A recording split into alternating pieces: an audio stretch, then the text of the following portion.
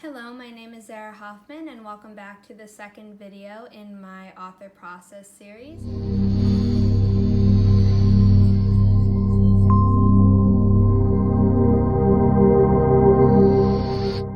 Today I'm going to be talking about different outlining methods. I am currently a pantser and I normally pants a story until I get stuck, and then I go back and outline what I've already written and what I want to write in the future. And then I try to write to the outline and inevitably go off course.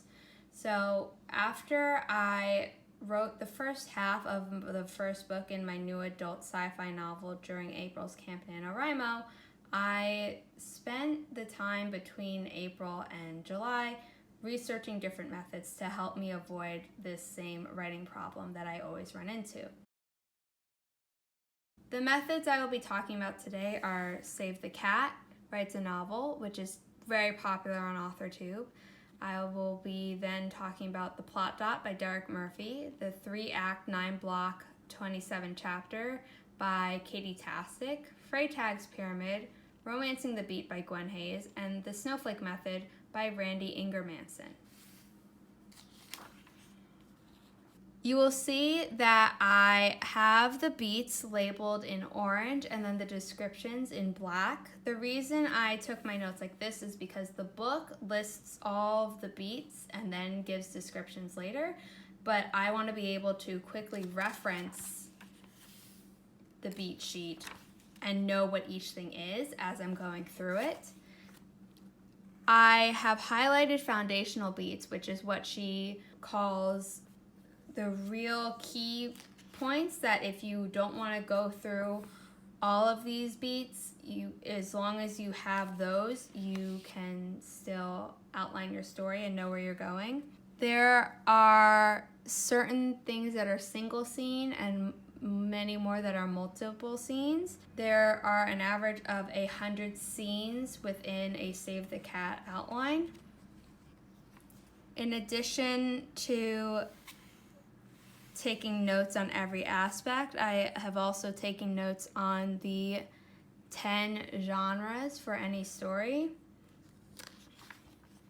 and notes on how to pitch a story, which is very important, especially to a self-published author, and also a visual representation of the outline so that I can easily transfer it to Scrivener. You have a breakdown of applying this system to a trilogy or a quartet, which is very cool. The next one is the Plot Dot. This has a defined 25-chapter outline, so it's not counted in scenes. You have the biggest difference being that Games and Trials is a single chapter, whereas it was 1/8 of the whole story in Save the Cat. And in this, you have an external plot and an internal or emotional plot running parallel to each other throughout the story in this diagram, which I copied from Derek Murphy's video. I will leave a link in a card up above to his video on this outlining system so that you can hear what he has to say. It's more in-depth than the book called The Plot Dot, and I think it's a very good watch if you have the time. It's 50 minutes long, so it is an investment, but I do think it's worth it. I'm not going to go too much into the 3-act, 9-block, 27-chapter system because Katie Tastic's video is really amazing and I would essentially be paraphrasing her words. I will say that yet again, Fun and Games is a single chapter. Freytag's Pyramid is probably the simplest outline method. You have normal and then something happens and then things get progressively worse and then things resolve and then you are at a different place than you started.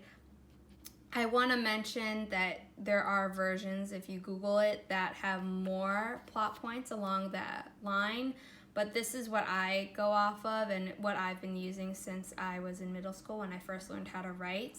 I don't actively look at this, but I always have it in the back of my mind.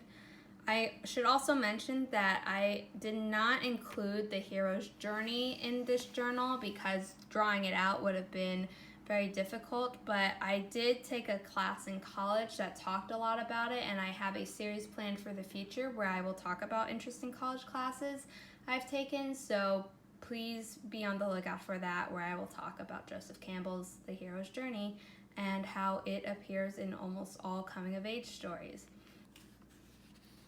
You can also tell its influence on Save the Cat, where you have Break Into Two, where the hero tries something new, and also the Plot Dot, where you have The New World, The Point of No Return, and even in the 3-act 9-block 27, where you have literally The New World. Romancing the Beat by Gwen Hayes is similar to Save the Cat in that it's not a chapter-by-chapter outline. It is more plot points that need to be hit. It is the opposite of Save the Cat, however, because it prioritizes the relationships as the main plot instead of more traditional plot elements. There has been a complaint that I heard that it's too general and not specific enough, but I think that as a romance reader and a romance author, it provides just enough structure so that you know what needs to be in a good love story without being too restricting that you feel like you have to just rewrite what has already been put out by other authors. And then there's the Snowflake Method, which is by Randy Ingermanson. I will leave a link in the description down below to his free webpage about it, but there's also an ebook that you can buy, which will also be linked down below. This is the most similar to what I already do in that you start from your premise and then you expand, but I don't do as much character work as this says to do because when I come up with an idea, I already know a lot about the main characters. If you want to know more about how I find story ideas, although I don't go into character stuff, you can click the card where I talk about finding story ideas in my first video of this author process series.